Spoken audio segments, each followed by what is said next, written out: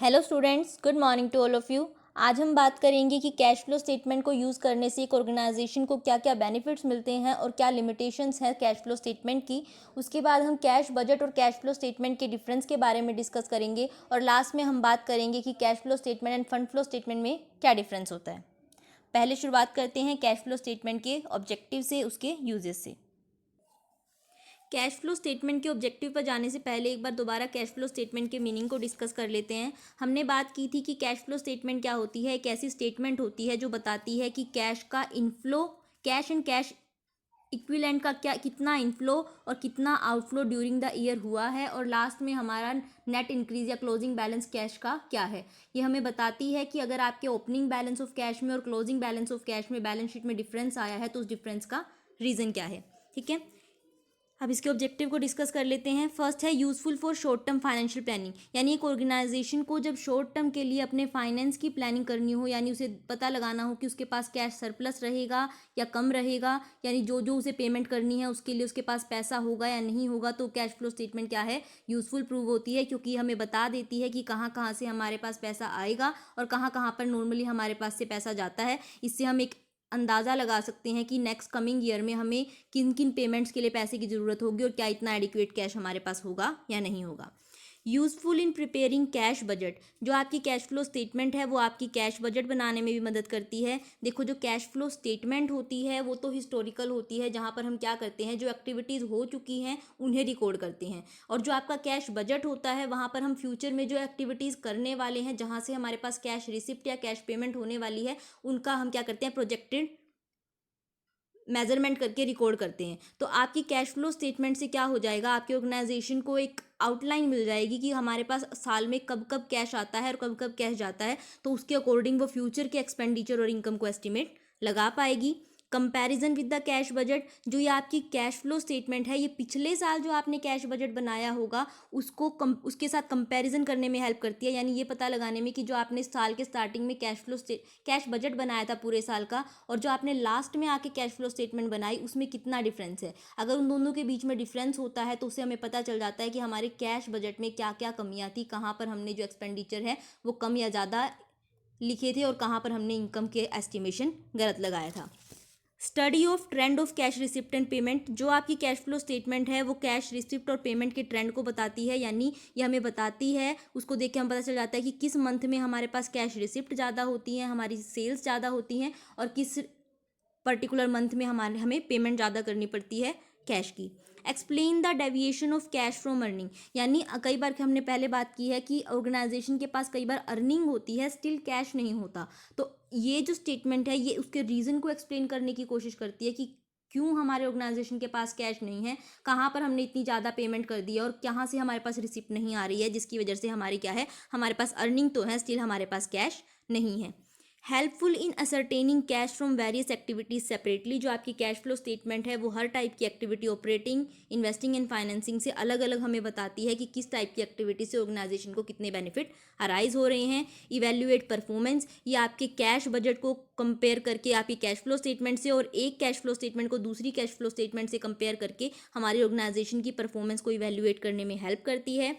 Dividend decision लेने में भी हेल्प करती है, क्योंकि हमें पता है कि जब भी एक कंपनी डिविडेंड को डिक्लेयर करती है तो उसके 5 दिन के अंदर अंदर कंपल्सन होती है कि उसे वो जो पैसा होता है डिविडेंड का एक अलग बैंक अकाउंट में डिपॉजिट करना होता है। तो ये कैश फ्लो स्टेटमेंट हमें बता देगी कि हमारे पास कितना कैश है डिविडेंड देने के लिए। अगर हमारे पास कैश नहीं है तो हम उसी अकॉर्डिंग डिविडेंड नहीं देंगे, क्योंकि हमें 5 दिन के अंदर अंदर वो कैश जमा कराना है, और अगर कैश नहीं है इसका मतलब आप डिक्लेयर कर दोगे बट जमा नहीं करवा पाओगे। इसीलिए आप क्या करो, जो आप कैश फ्लो स्टेटमेंट है वो आपको एक बता देगी कि आपका कितना पैसा जो है जमा करवा पाओगे, यानी कितना डिविडेंड आपको कैश की फॉर्म में देना चाहिए।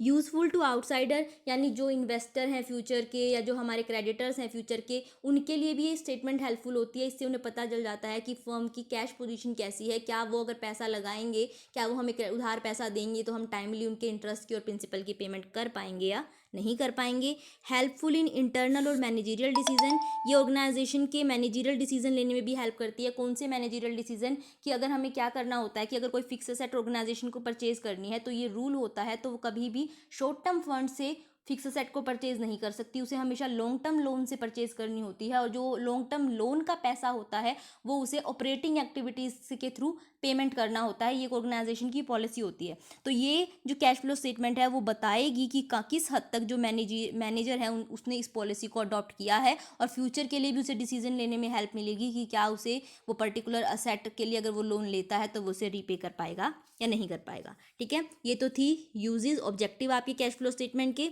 अब एक बार लिमिटेशंस की बात भी कर लेते हैं। फर्स्ट है not suitable for judging liquidity, कि जो आपकी कैश फ्लो स्टेटमेंट है वो लिक्विडिटी को जज करने में सुटेबल नहीं है। क्यों? क्योंकि लिक्विड यहाँ पर जो कैश फ्लो स्टेटमेंट है वो सिर्फ कैश और कैश इक्विवेलेंट की बात कर रही है, जबकि जो आपकी लिक्विडिटी पोजीशन है उस पर जितनी भी करंट असेट हैं, यानी जो आपके डेटर्स हैं, जो आपका स्टॉक है, उनका इम्पैक्ट भी पड़ता है, लेकिन जो ये आपकी यानी पूरी वर्किंग कैपिटल जो है वो इफेक्ट डालती है लिक्विडिटी पे। पर जो यहाँ पर जो इवेल्युएट किया जा रहा है वो सिर्फ कैश और कैश इक्विवेलेंट को किया जा रहा है। पॉसिबिलिटी ऑफ विंडो ड्रेसिंग या मैनिपुलेशन, यानी आप कोई भी ऑर्गेनाइजेशन अपने आप पोजीशन को अच्छी दिखाने के लिए इजीली जो है मैनिपुलेट कर सकती है, विंडो ड्रेसिंग कर सकती है कैश फ्लो स्टेटमेंट में। यानी अगर उसे अपनी कैश की पोजीशन अच्छी दिखानी है तो जानबूझ के परचेजेस को कैश में रिकॉर्ड नहीं करेगी, या फिर क्या कर देगी, डेटर से पैसा जल्दी आया हुआ दिखा देगी। यानी कैश फ्लो स्टेटमेंट को मैनिपुलेट करना बहुत ज़्यादा मुश्किल नहीं है। पोस्टमार्टम एनालिसिस, या पोस्टमार्टम का मतलब होता है कि मतलब आप क्या कर रहे हो, ये हिस्टोरिकल है नेचर में, आप क्या कर रहे हो, बाद में चीज़ों के होने के बाद उन्हें चेक कर रहे हो।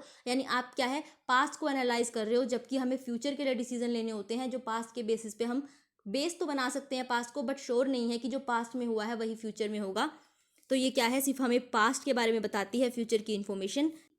Incomplete picture of financial planning, जो आपकी कैश फ्लो स्टेटमेंट होती है वो फाइनेंशियल प्लानिंग करने के लिए जो पिक्चर हमें प्रेजेंट करती है वो हमेशा इनकम्प्लीट होती है। क्यों?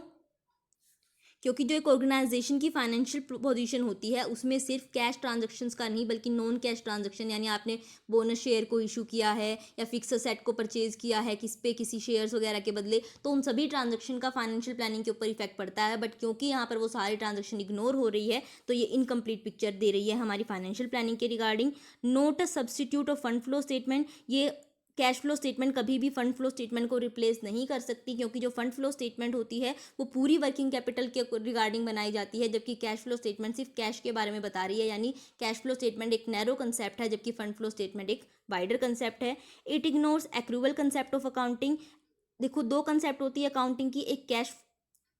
कंसेप्ट और एक एक्रूवल कंसेप्ट। एक्रूवल कंसेप्ट कहती है कि आप कोई भी रिकॉर्डिंग, चाहे कोई भी इनकम है या कोई भी एक्सपेंडिचर है, चाहे वो आपको रिसीव या पे आपने किया है या नहीं किया है, अगर वो पर्टिकुलर टाइम से रिलेटेड है तो आप उसे रिकॉर्ड करोगे। लेकिन कैश ट्रांजैक्शन, जो आपकी कैश कंसेप्ट है, वो कहती है कि जो चीज़ आपने कैश में रिसिप्ट की है या कैश में पेमेंट किया है उसका रिकॉर्ड आप करते हो, चाहे वो किसी भी ईयर से रिलेटेड हो या ना हो। मोस्टली जो ऑर्गेनाइजेशन है वो एक्रूवल कंसेप्ट को ही फॉलो करती हैं, लेकिन जो आपकी कैश फ्लो स्टेटमेंट है वो इस कंसेप्ट को इग्नोर करके कैश कंसेप्ट को यूज़ कर रही है। और इसके साथ साथ ये नॉन कैश ट्रांजैक्शन स्कोप क्या है, पूरी तरीके से इग्नोर कर रही है। यानी वो सारी ट्रांजैक्शन जिनका इम्पैक्ट जो है ऑर्गेनाइजेशन की पोजीशन पर पड़ता है बट वो कैश में नहीं है, तो ये जो क्या कर रही है, ये जो है कंप्लीटली उसको इग्नोर कर रही है। वैसे तो देखो कैश फ्लो स्टेटमेंट की बहुत सारी लिमिटेशन है, स्टिल इसके यूजेस जो हैं वो ज़्यादा हैं, यानी कि ऑर्गेनाइजेशन को बहुत हेल्प मिलती है कैश फ्लो स्टेटमेंट को प्रिपेयर करने से। इसलिए ऑलमोस्ट एवरी ऑर्गेनाइजेशन जो क्या है कैश फ्लो स्टेटमेंट बनाती है। जो आपके लो है उसके अकॉर्डिंग भी फाइनेंशियल स्टेटमेंट में कैश फ्लो स्टेटमेंट को इंक्लूड करना कंपलसरी है, तो हर को वैसे भी बनानी पड़ती है। ठीक है, अब हम बात करते हैं डिफरेंस क्या है आपकी कैश फ्लो स्टेटमेंट में और कैश बजट में। देखो, जो आपकी कैश फ्लो स्टेटमेंट होती है और जो कॉस्ट बजट होता है उसमें बहुत ज़्यादा डिफरेंस नहीं होता। सिर्फ डिफरेंस क्या होता है कि जो आपकी कैश फ्लो स्टेटमेंट है वो बाद में बनाई जाती है पूरे साल की एक्टिविटीज़ को देखते हुए, यानी हिस्टोरिकल होती है, जबकि जो कॉस्ट बजट है या कैश बजट है वो कॉस्ट बजट नहीं आना चाहिए था, यहाँ पे कैश बजट आना चाहिए था, कि जो कैश बजट होता है वो क्या होता है, फ्यूचर के लिए बनाया जाता है, कि जो फ्यूचर में हमें क्या लग रहा है कि कितना कैश जो है आएगा या हमारे पास से जाएगा। ठीक है, तो फर्स्ट डिफरेंस है इनका, जो आपका कैश बजट है वो हमेशा फ्यूचरिस्टिक होता है, फ्यूचर के लिए बनाया जाता है, जबकि जो आपकी कैश फ्लो स्टेटमेंट है वो हमेशा हिस्टोरिकल होती है, यानी क्या है, पास्ट के लिए बनाई जाती है। सेकेंडली, जो आपका कैश बजट है वो यूज़ होता है बजटिंग एंड कंट्रोलिंग के लिए, यानी आप कैश बजट के हेल्प से, जो देखो कैश बजट भी एक बजट का पार्ट होता है, हमने जितने टाइप्स ऑफ बजट पढ़े थे उसमें कैश बजट भी था, तो आज का जो कैश बजट है वो बजटिंग और कंट्रोलिंग में यूज़ होता है, जबकि जो कैश फ्लो स्टेटमेंट है वो वर्किंग ऑर्गेनाइजेशन की सिर्फ वर्किंग को बताती है कि उसने जो कितना पैसा उसके पास आया, कितना उसके पास से गया और कितना कैश उसके पास बचा हुआ है। जो कैश बजट है वो सिर्फ इंटरनल मैनेजमेंट यूज़ करती है, यानी हमने कैश बजट यानी फ्यूचर में हमें कितने इनकम कितने एक्सपेंडिचर होंगे इसका हेल्प, ये सिर्फ इंटरनल मैनेजमेंट के काम की चीज़ होती है, ताकि वो टाइमली इन्वेस्टमेंट कर सके, अगर उसके पास कैश सरप्लस है और कमी है तो क्या कर सके, पैसे को उधार ले सके। जबकि जो आपकी कैश फ्लो स्टेटमेंट है, हमने अभी बात की, वो इंटरनल मैनेजमेंट के भी यूज़ की होती है और एक्सटर्नल पार्टी भी उसका यूज़ करती है। कैश बजट जो है नॉर्मली शॉर्ट पीरियड के लिए बनाया जाता है, यानी हमने बात की है पहले भी कैश बजट बनाए हैं तो मंथली बनाए हैं या फिर बाय मंथली बनाए हैं, लेकिन जो आपकी कैश फ्लो स्टेटमेंट है वो ऑलवेज लॉन्गर पीरियड के लिए बनती है, यानी 1 साल के लिए बनती है। कैश फ्लो स्टेटमेंट जो है अकाउंटिंग स्टैंडर्ड 3 के अकॉर्डिंग बनाई जाती है, और जो आपका कैश बजट है उसका कोई भी स्पेसिफाइड फॉर्मेट नहीं है। ठीक है, ये थे कुछ डिफरेंस आपकी कैश बजट में और आपकी कैश फ्लो स्टेटमेंट में। अब हम बात करते हैं कि कैश फ्लो स्टेटमेंट और कैश फंड फ्लो स्टेटमेंट आपस में अलग कैसे हैं। देखो, इतनी बात तो हम पहले ही कर चुके हैं कि जो कैश फ्लो स्टेटमेंट होती है वो सिर्फ कैश और कैश इक्विवेलेंट को ट्रीट करती है, जबकि आपकी जो फंड फ्लो स्टेटमेंट है वो पूरी वर्किंग कैपिटल की कंसेप्ट को यूज़ करेगी। एक्चुअल में क्या होता है हम नेक्स्ट चैप्टर में डिस्कस करने वाले हैं कि फंड फ्लो स्टेटमेंट क्या है, बट अभी इतना समझो कि इसमें सिर्फ जो हम पता लगाते हैं वो पूरी वर्किंग कैपिटल के बारे में पता लगाते हैं कि वर्किंग कैपिटल में चेंजेस कितने आए हैं। यानी जैसे हम यहाँ पर कैश फ्लो स्टेटमेंट में ओपनिंग और क्लोजिंग कैश बैलेंस के डिफरेंसेस को पता लगाते हैं, वैसे ही यहाँ पर फंड फ्लो स्टेटमेंट में पूरी वर्किंग कैपिटल की बात हम करते हैं। तो इसका मतलब जो आपकी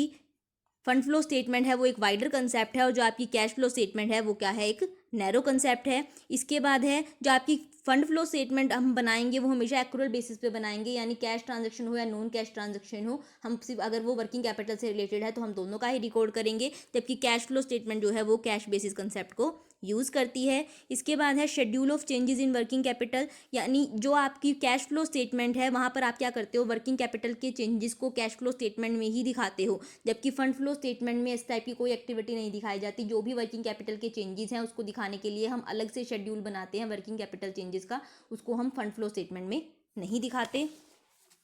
इसके बाद है मेथड ऑफ प्रिपेयरिंग। जो आपकी कैश फ्लो स्टेटमेंट होती है वहाँ पर आप तीनों एक्टिविटीज़ को अलग अलग करते हुए नेट इंक्रीज और डिक्रीज निकालते हो कैश में, जबकि फंड फ्लो स्टेटमेंट में आप क्या करते हो कि कहाँ से पैसा आया और कहाँ पर गया, यानी किस वजह से आपकी वर्किंग कैपिटल इंक्रीज या डिक्रीज हुई, वो शो करते हो। बेसिस ऑफ यूजफुलनेस, जो आपका कैश फ्लो स्टेटमेंट है वो हमेशा शॉर्ट टर्म प्लानिंग के लिए यानी कैश की प्लानिंग के लिए हेल्पफुल होता है, जबकि फंड फ्लो स्टेटमेंट जो है मीडियम टर्म या लॉन्ग टर्म की प्लानिंग के लिए भी हेल्पफुल हो सकता है। बेसिस ऑफ इम्प्रूवमेंट, देखो जो आपकी कैश फ्लो स्टेटमेंट होती है अगर उसके कैश पोजीशन यानी उसका नेट कैश इंक्रीज होता है तो इस अपने आप ही फंड फ्लो स्टेटमेंट जो है इंप्रूव हो जाती है, यानी वर्किंग कैपिटल आपकी इंप्रूव हो जाएगी, क्योंकि कैश भी वर्किंग कैपिटल का एक पार्ट होता है। लेकिन अगर वर्किंग कैपिटल इंप्रूव होती है तो उसका जरूरी नहीं है कि कैश फ्लो स्टेटमेंट इंप्रूव हो, क्योंकि वर्किंग कैपिटल का हो सकता है कोई और जो पार्ट है डेटर्स वगैरह है उनमें राइज हुआ हो, आपकी कैश पोजीशन में राइज ना हुआ हो।